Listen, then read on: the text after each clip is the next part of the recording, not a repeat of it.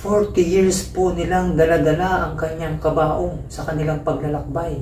Ito po ang isang katotohanan. Hindi po itinuturo ng Biblia ang kawalan ng pagpapahalaga sa mga taong namatay na. Wala ka nang magagawa rin na mararamdaman pa nila, ma-appreciate nila. Kaya sabi sa 6, tuloy natin.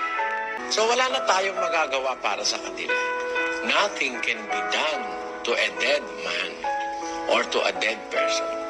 So it will be just a waste of time, money, effort, etc. Na maglagay ka pa ng bulaklak, pagkapatay ng tao, ipagpasa Diyos na. Waste of time nga po ba ang ginagawa nating pagbisita sa puntod ng mga taong namatay na? Waste of time po ba na isang beses lamang tayo sa isang taon kung bumisita sa kanila? Hindi po itinuturo ng Biblia ang kawalan ng pagpapahalaga sa mga taong namatay na. Isang konkretong ebidensya po ang ginawang pagpapahalaga ng mga Israelita sa mga labi ni Jose na kanilang ninuno. 40 years nilang pinahalagahan ang kanyang buto. Mailipat lamang mula sa Ehipto hanggang sa Promised Land. Kaya walang sinabi po yung mga tinatawag yung waste of time. Isang beses lang isang taon, ilang oras lang kayo mamamalagi sa cemetery upang alalahanin ng mga mahal nyo sa buhay na namatay na.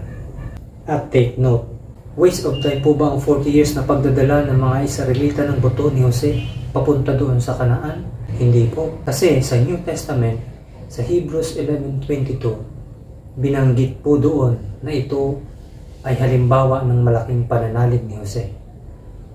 Kaya hindi po waste of time o pagsasayang ng oras kung pinahalagahan po natin ang mga taong namatay na. Ito po ay pagrespeto at paraan pa rin ng pagpapakita ng pagmamahal kahit sinasabi ng ibang hindi na nila ito nararamdaman kasi nga patay na sila. Kahit po ang Panginoong Hesus, bago siya mamatay, sabi niya, alalahanin niyo ako sa paraang ganito. Sa paraan ng Lord's Supper, yun po ang paraan upang lagi nating maalaala ang ginawang pagsasakripisyo ng Panginoon para sa ating kaligtasan. Purihin po ang Diyos.